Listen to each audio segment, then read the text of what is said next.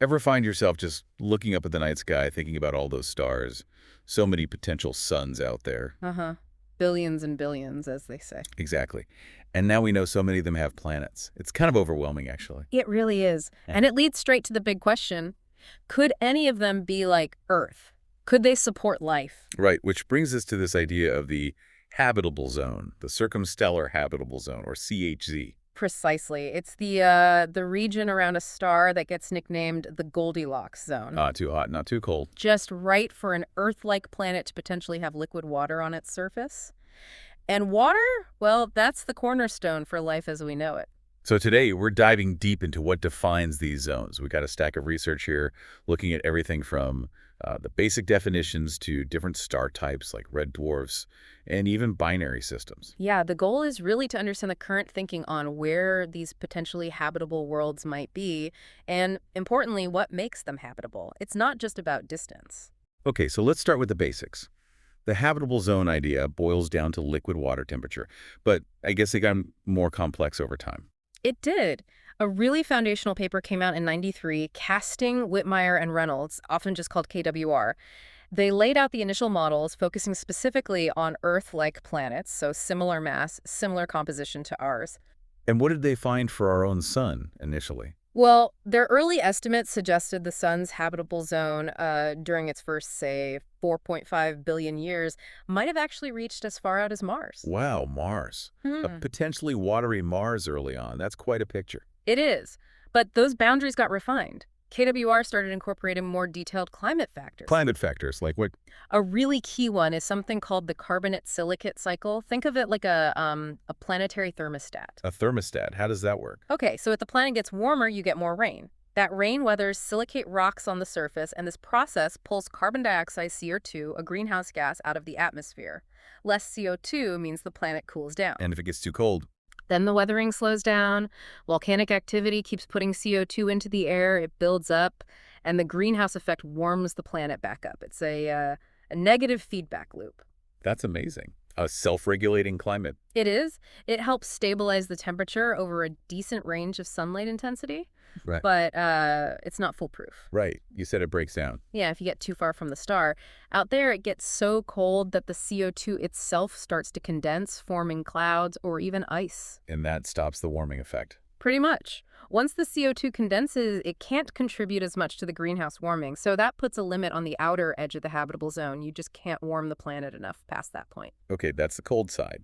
What about the inner edge, too close to the star? There we have a couple of limits. One is the water loss limit.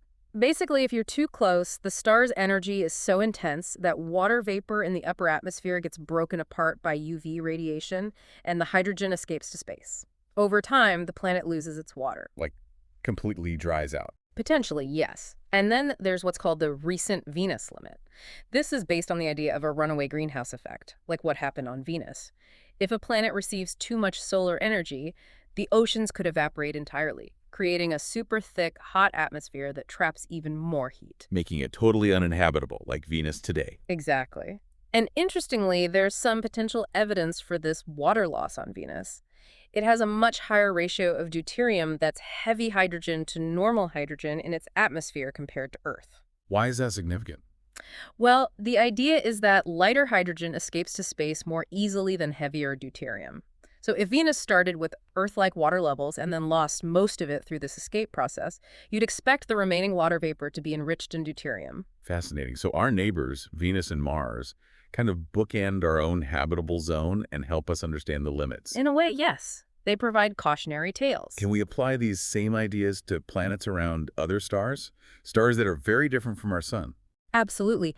You can calculate these CHC boundaries for stars of different masses and temperatures. For instance, stars more massive than the sun are hotter, more luminous. So their habitable zones would be further out and wider. Yes, larger in absolute terms, but there's a pretty significant catch. What is? Their lifespan. Massive stars burn through their fuel much, much faster than the sun. They might only live for millions or maybe a few billion years. Not much time for complex life to evolve, perhaps. That's the concern. A bigger zone, but a shorter lease, you could say. So maybe the smaller, dimmer stars are better bets for longevity. Like red dwarfs. I hear about them all the time in exoplanet news. Red dwarfs, the M-type stars, and late K-types are definitely a major focus, and for good reason. First, they are incredibly common, the most numerous type of star in the galaxy by far. The universe just finds it easier to make smaller stars. Okay, lots of them. What else? Their lifespans are astonishingly long. We're talking trillions of years for some of them. Trillions. Compared to the sun's, what, 10 billion year total lifespan? Exactly. That gives potentially habitable planets around them an enormous amount of time for life to potentially arise and evolve. Huge stability over cosmic timescales. That sounds almost perfect. But there's usually a but, isn't there? There is. Because red dwarfs are so faint, their habitable zones are very close to the star. Much closer than Mercury is to our sun. And being that close causes issues. It often leads to tidal locking. The star's gravity grabs onto the planet so strongly that the planet's rotation slows down until one side always faces the star. Like the moon is tidally locked to Earth. We only ever see one side. Precisely. So you get a permanent day side and a permanent night side on the planet. That sounds extreme. Scorching hot on one side, freezing cold on the other. That's the potential problem. Huge temperature contrasts. Although climate models suggest there might be ways around it. Maybe thick atmospheres could circulate heat, or maybe life could exist in the Terminator zone. The twilight region between day and night. Exactly. A potentially habitable ring around the planet. So red dwarfs offer immense time, but they come with these unique environmental challenges. Okay, so the star type is obviously crucial. But the planet itself must play a huge role too, right? It can't just be about location. Absolutely. Planetary characteristics are just as important. Take obliquity, that's the planet's axial tilt. The tilt that gives us seasons on Earth. Right. Earth's tilt is around 23.5 degrees, and it's kept relatively stable, mostly thanks to the gravitational influence of our large moon. Our moon stabilizes our tilt. I didn't know that. It does. Some studies suggest that without a large moon, an Earth-like planet's tilt could wobble chaotically over long periods, maybe swinging wildly. And that would mess up the climate. Dramatically. Imagine seasons becoming incredibly extreme or unpredictable. It could make sustained habitability much less likely. So having a large moon might be, statistically speaking, quite important. Wow. Another point for Team Moon. But didn't you say earlier some research suggests even high tilts might be okay? Ah, yes. There are climate models showing that even planets tilted way over, maybe close to 90 degrees, like Uranus. So they spin on their side. Kind of, yeah. Hmm. Even those could potentially be habitable, provided the land masses aren't all clumped at one pole. If land is spread out, it can help moderate temperatures. But if you had a big continent right at the pole on a high-tilt planet, Then that continent could experience extreme, potentially permanent freezing conditions during its long polar night. So land distribution matters. okay, tilt is one factor. What else is essential for the planet itself? An atmosphere is non-negotiable, really. It shields the surface from harmful radiation, like UV from the star ozone is a key player there for us. And of course, it traps heat through the greenhouse effect, keeping the surface warm enough for liquid water. And the water itself, obviously. Liquid water, yes. Crucial as a solvent for biochemistry as we know it, involved in temperature regulation, the whole water cycle. It's also interesting to consider land versus ocean coverage. Earth is about 71% water covered. Some argue that having significant land mass was important for complex life to emerge from the oceans. Right, you need somewhere to crawl out onto. What about geology? Does the planet's internal engine matter? Very likely, yes. Plate tectonics, the movement of crustal plates, is thought to be really important for long-term habitability. How so?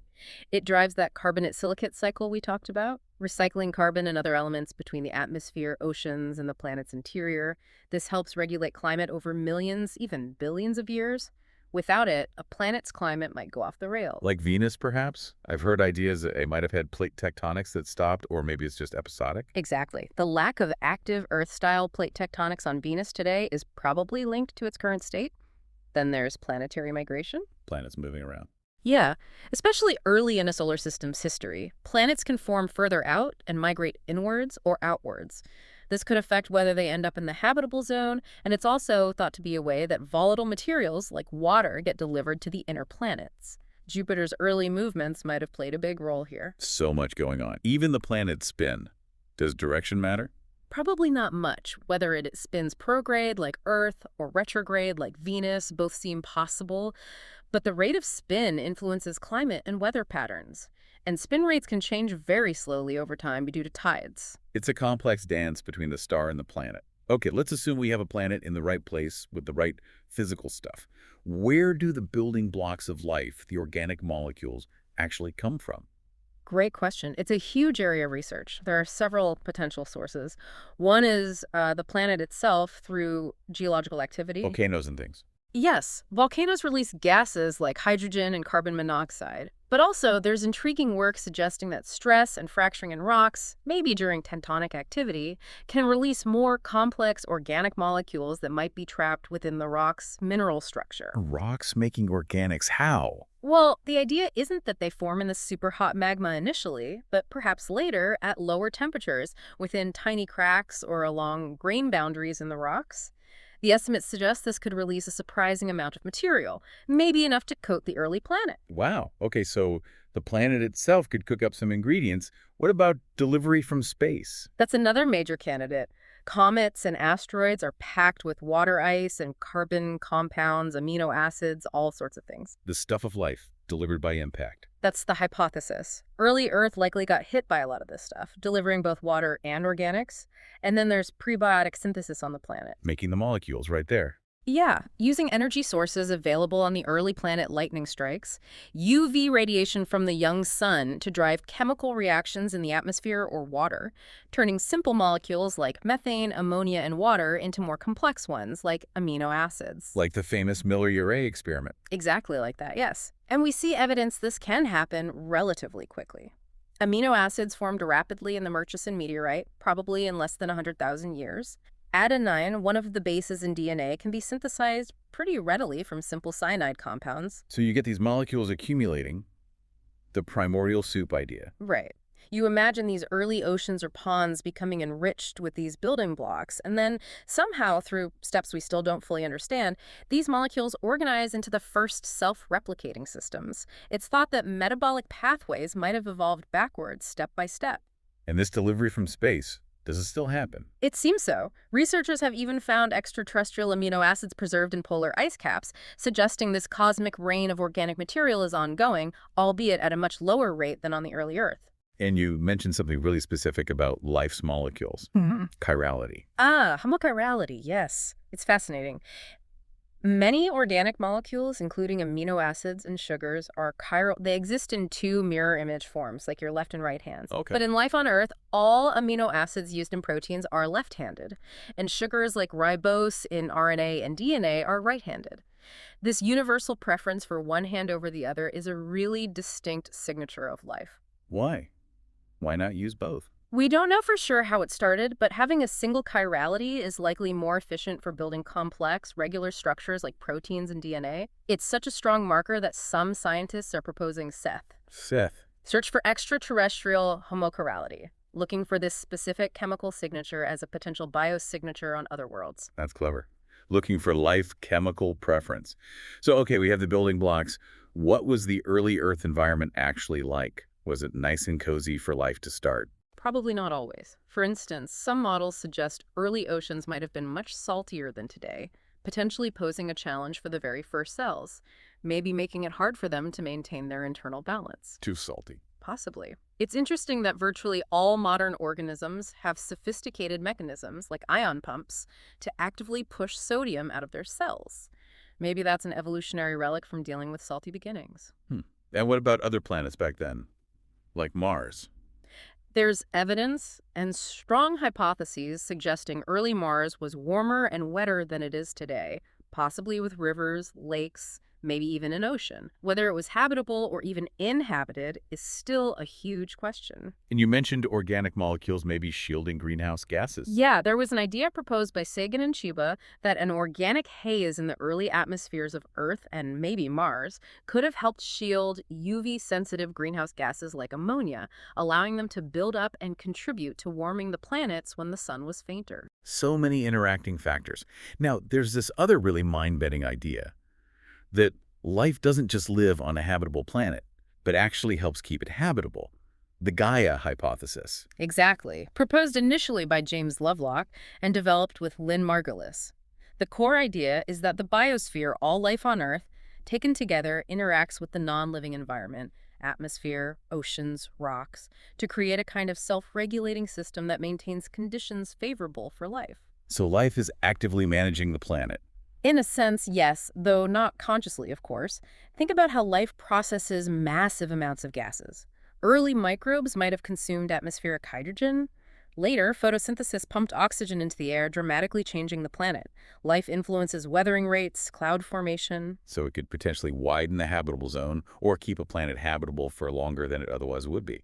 That's the implication. For example, some research suggests early thermophilic bacteria, heat-loving microbes, might have actually enhanced the weathering of rocks, drawing down CO2 and helping to cool the planet, counteracting the warming sun over time. That flips the script. Life is a climate regulator. It does. It suggests that habitability isn't just a passive state determined by physics and chemistry, but potentially an active, biologically influenced process. It's a contrast to just looking at the sun getting brighter or volcanoes erupting. Okay, let's circle back to those red dwarfs then. We knew they're numerous, long-lived, but have the tidal locking issue. Taking everything into account, what's the current thinking on life prospects there?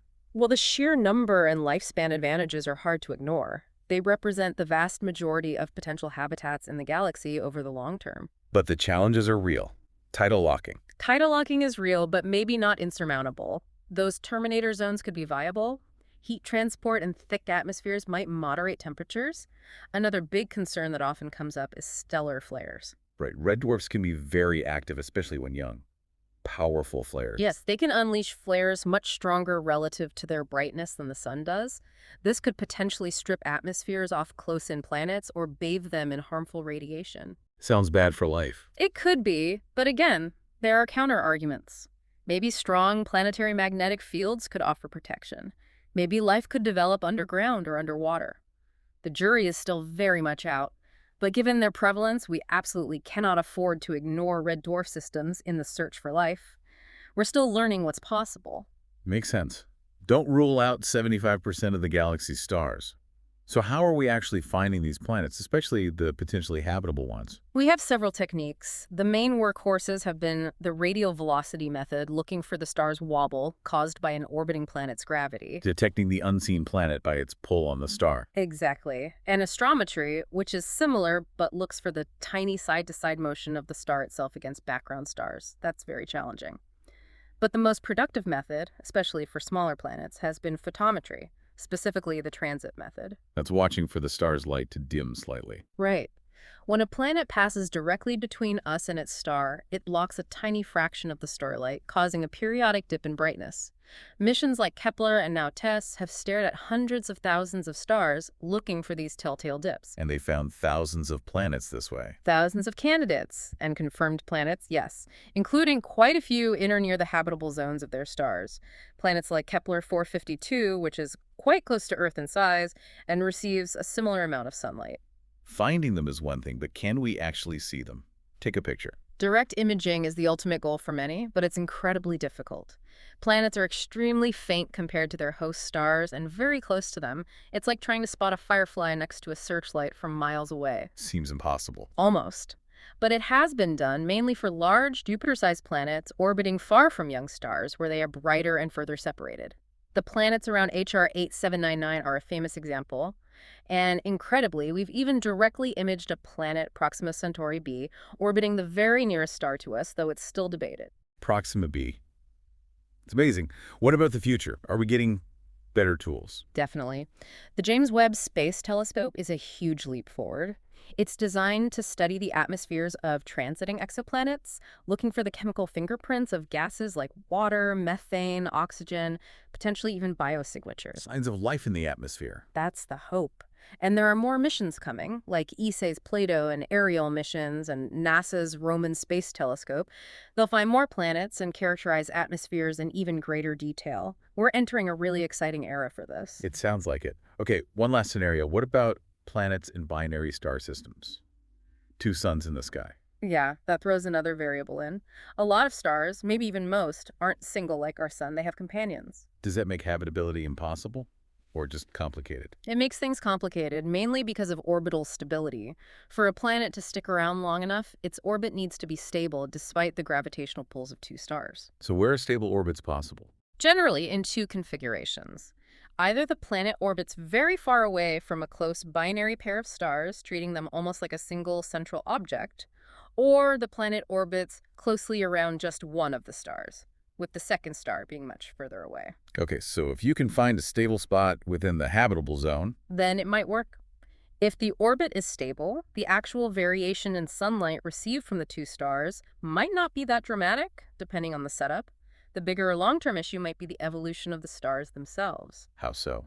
If one star in the binary is much more massive than the other, it will evolve much faster. It could become a red giant or even go supernova while its companion is still humming along like our sun.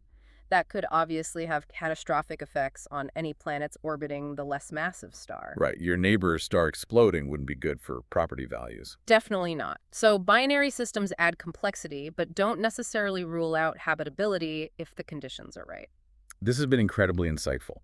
So wrapping it all up, defining a habitable zone isn't just drawing lines on a chart based on distance. Not at all. It's this intricate interplay between the star, its type, its age, its activity, and the planet itself, its size, its atmosphere, its geology, its water content, its orbit, even potentially the life that might already be there. And the sheer abundance of different types of stars, especially those red dwarfs, means we have to keep an open mind about where habitable conditions might arise, even if they look very different from Earth. Absolutely.